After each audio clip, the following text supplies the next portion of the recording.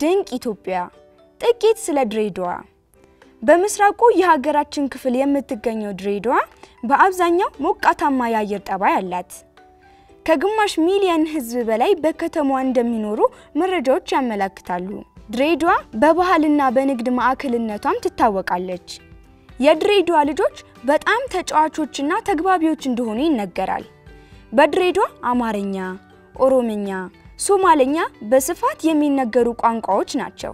የድሬ ልጆች ሁለትና ከዚያ በላይ ቋንቋዎችን በብዛት የሚናገሩ በመሆናቸው ከተለያዩ ሰዎች ጋር ጥሩ ለመግባባታቸው መልካም ተምሳሌትነቱ የሚደነቅ ሆኖ አግኝተነዋል። ለከተማዋ መመስረት ምክንያት የሆነው የኢትዮጵያና የጅቡቲ የምድር ባቡር ድርጅት ከ100 ዓመታት በላይ አገልግሎት ሰጥቷል። ከድሬዳዋ ሰፈሮች ውስጥ ከዚራ ታስቦባቸውና ታቅደው የተሰሩ መንገዶችና ቤቶች በብዛት ያሉባት ሰፈር ናት። ዛፎቿም ልዩ ውበት አጎናጽፈዋታል። መጋላም ሌላኛው በታሪክነቱ በቀዳሚነት የሚጠቀስ ሰፈር ነው።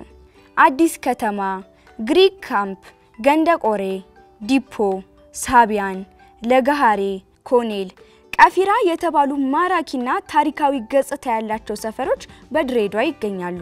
ታይዋንና አሸዋ የተባሉ ሰፊ የመገበያያ ስፍራዎችም አሏት። በኢትዮጵያ ለመጀመሪያ ጊዜ የገባው የወረቀት ህትመት ማሽንም የሚገኘው በታሪካዊቷ የድሬዳዋ ከተማ ነው። የቅዱስ አላዛር ማተሚያ ቤት ከዛሬ 112 ዓመት በፊት ስራ መጀመሩን ያገኘናቸው መረጃዎች አረጋግጠውልናል። በኢትዮጵያ የመጀመሪያው ጋዜጣ እንደሆነ የሚነገርለት አእምሮ ጋዜጣና በአፍሪካ የመጀመሪያ ድርሰት የሆነው የደራሲ አፈወርቅ ገብረየስ መጽሐፍ ጦቢያም የታተመው በቅዱስ አላዛር ማተሚያ ቤት ድሬዳዋ ውስጥ ነው። ይቺ ታሪካዊቷ የሀገራችን ከተማ ባላት ልዩ መስህቦች ምክንያት በርካታ አርቲስቶች በተለያየ ቋንቋ አወድሰው ዘፍነውላታል። ስላዳመጣችሁኝ አመሰግናለሁ። ድንቅ ኢትዮጵያ